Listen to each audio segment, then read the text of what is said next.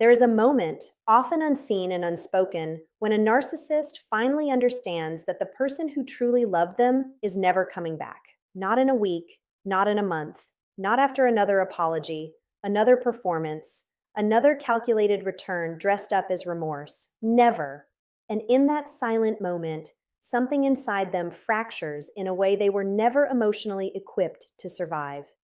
Because what they lost was not just a partner, it was the one mirror in the world that reflected them back as lovable, worthy, safe, and real. And once that mirror is gone forever, the illusion they built their entire identity around begins to quietly, invisibly, catastrophically fall apart. Before we go deeper into this psychological unraveling, if you are someone who has ever loved a narcissist, been discarded by one, or is still trying to make sense of the emotional wreckage they left behind, take a moment right now to subscribe to this channel.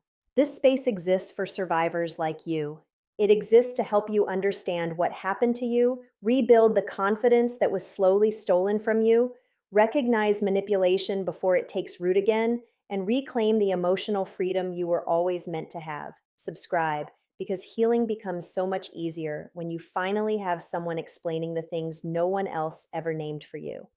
Now, let us talk about what actually happens inside a narcissist when real love walks out the door and closes it permanently. Because the world tends to believe that narcissists do not feel loss, that they simply move on, that they replace and forget, that they float above heartbreak untouched. That belief is not entirely accurate. What is closer to the truth is that narcissists do not process loss the way emotionally healthy people do. But that does not mean they do not feel it. They feel it in distorted, delayed, fragmented, and often destructive ways. And when the loss involves someone who genuinely, unconditionally, and consistently loved them, the internal impact can be far more devastating than they will ever allow anyone to witness. To understand why, you have to understand what genuine love actually provides to a narcissistic personality. It is not simply affection. It is not simply companionship. For someone whose inner world is built on a fragile, unstable sense of self, real love functions almost like psychological oxygen. It regulates their emotional temperature. It soothes the shame they carry beneath their grandiosity. It supplies a steady, dependable stream of admiration, patience, forgiveness, and emotional investment that they cannot generate from within. A person who authentically loves them becomes their emotional anchor, their private audience, their crisis manager, their identity stabilizer, and their most reliable source of narcissistic supply, all at once. And crucially, they know, on some level, that this kind of love is rare. They know the difference between a person who admires their mask and a person who saw the wounded, hidden self beneath it and stayed anyway. That knowledge is exactly why the loss cuts so deeply, even if they never admit it. When that person finally leaves, and truly leaves, something the narcissist relied on for years disappears in a way they cannot manipulate their way out of. At first, denial takes over. They tell themselves the person will come back, that no one else will ever love them like that a few well-placed messages, a nostalgic memory, a calculated apology, or a sudden crisis will pull the person back into orbit. This is the hoovering stage, and it can look confident, even smug on the surface. But underneath, it is driven by a rising anxiety they cannot name. Because for the first time, they are encountering something their charm cannot solve. When the hoovering fails, when the messages go unanswered, when the person they once controlled no longer flinches, no longer explains themselves, no longer opens the door, the narcissist begins to experience what psychology calls narcissistic injury. This is not ordinary sadness. It is a deep, destabilizing wound to the constructed self. The grandiose identity they carefully maintained, the story that they are special, superior, irresistible, and always in control, suddenly collides with an unbearable reality. Someone saw them fully and chose to walk away, not out of anger, not out of drama, but out of clarity. And clarity is the one thing a narcissist cannot manipulate.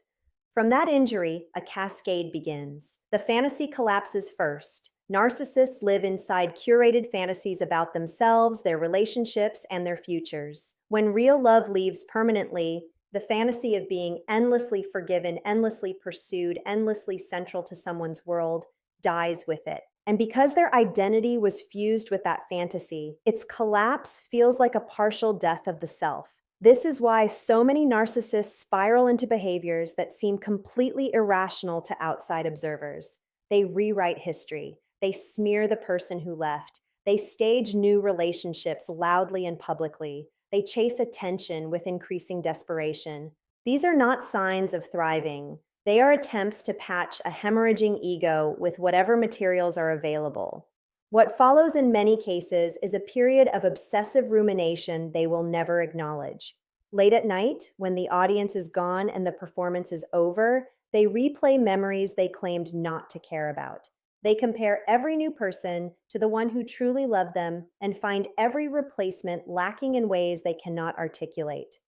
Because the truth is, admiration from strangers cannot replicate the depth of being known. Attention from new supply cannot replicate the safety of being loved without conditions. And no matter how many people they pull into their orbit, none of them will love them the way the person they lost once did. They know this. And that quiet knowing becomes a slow, corrosive ache they cannot escape. This is often where the failed replacement pattern begins. They rush into new relationships not out of genuine desire, but out of emotional panic. They idealize quickly, hoping to recreate what they lost. But they cannot manufacture authentic connection through manipulation. The new partners either see through them faster than the last one did, or they provide only surface-level supply that fades quickly. Each failed replacement deepens the wound. Each disappointment confirms silently what they refuse to say out loud, that what they had was rare and that they destroyed it with their own hands. Underneath all of this lies something even more painful for them: the collapse of control. Narcissists do not merely enjoy control, they depend on it to regulate their inner chaos. When someone who once responded to their every emotional shift, who once adjusted themselves to keep the peace, who once absorbed their moods and softened their outbursts, suddenly becomes unreachable, the narcissist loses their primary tool for managing their own psychology. Their emotional dysregulation intensifies, irritability grows, impulsive decisions multiply. Their relationships with friends, family, coworkers, and new partners begin to strain in ways they cannot fully understand. They may not connect these patterns to the loss, but the loss is often the invisible root. Then comes the shame, and shame is the emotion narcissists fear more than any other. Beneath the grandiosity, beneath the arrogance, beneath the performance of superiority, there is almost always a deep well of shame that was formed long before they ever met you. Real love temporarily covered that shame. It told them, without words, that they were acceptable, that they were not the flawed, unlovable child they secretly feared they were. Losing that love rips the covering off. And instead of processing the shame consciously, they externalize it. They blame, they rage, they rewrite, they project. Because sitting still with shame would require a level of self-honesty their entire personality structure was built to avoid. There is another layer that emerges as time passes, one that is rarely discussed but psychologically significant: the fear of aging and irrelevance. Many narcissists build their identity around desirability, status, charm, and influence. As years pass after losing genuine love, they begin to notice, quietly, that their supply is thinning. New partners are shorter-lived. Old admirers have moved on. Their reflection in the mirror no longer matches the grandiose self-image they cling to, and in the background of all this, they remember the one person who loved them not for their surface, but despite it. That memory becomes both a source of longing and a source of unbearable regret, even if they never name it as such. It is important to say clearly, though, that not every narcissist collapses in the same way. Narcissistic traits exist on a spectrum, and individual differences matter. Some become more rigid, more defended, more emotionally frozen. Some spiral into visible instability. Some appear entirely unaffected for years and then unravel suddenly under a later stressor. Some maintain a functional life on the outside while suffering privately in ways no one sees. The point is not that every narcissist meets some dramatic downfall. The point is that they are not the emotionally invincible beings they present themselves to be. The mask is not the person.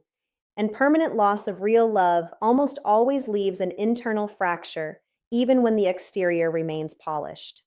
Now, here is where I want to gently turn the light back toward you, because this is the part that actually matters. Understanding what happens inside a narcissist after losing you is not meant to be a source of satisfaction. It is meant to be a source of clarity.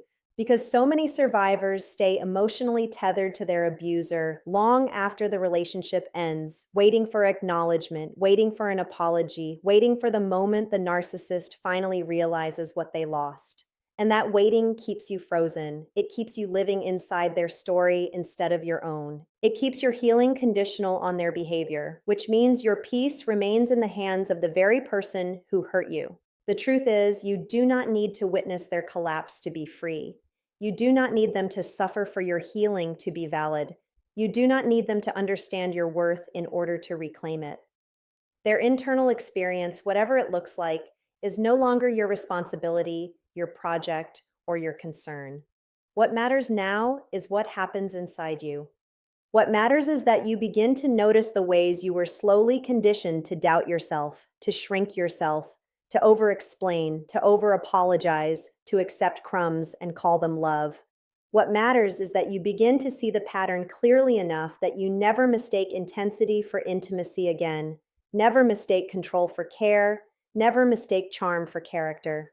Real healing begins the moment you stop asking why they did what they did and start asking what you are ready to build now that you are free of it. It begins when you allow yourself to grieve not just the relationship, but the version of yourself that was slowly eroded inside it.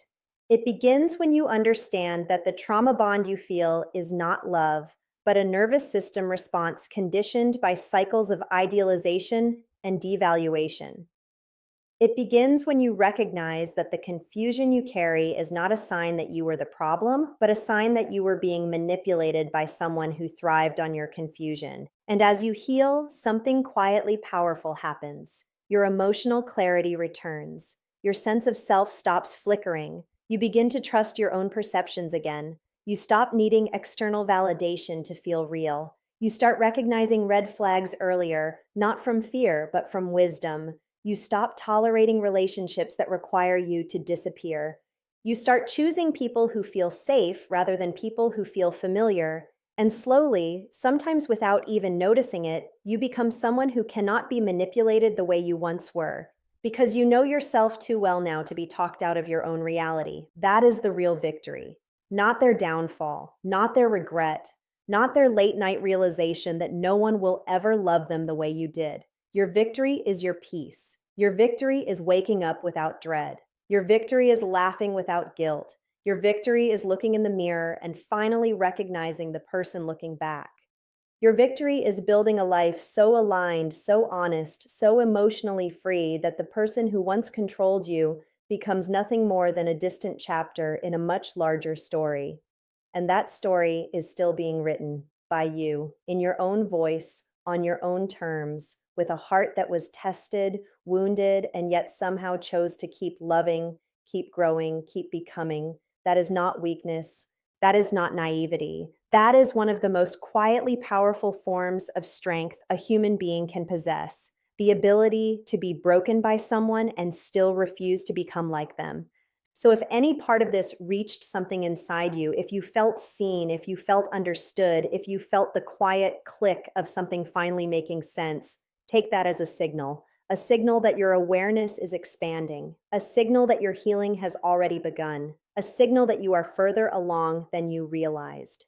Please like this video so it can reach someone else who is still trapped in confusion. Subscribe so we can keep walking this path together, one insight, one truth, one breakthrough at a time. And share it with someone you love who is recovering from narcissistic abuse, because your one small act of sharing might be the exact moment their healing quietly begins. You survived what was meant to break you. Now you get to build what will define you. And that future, that peace, that freedom is already reaching back toward you.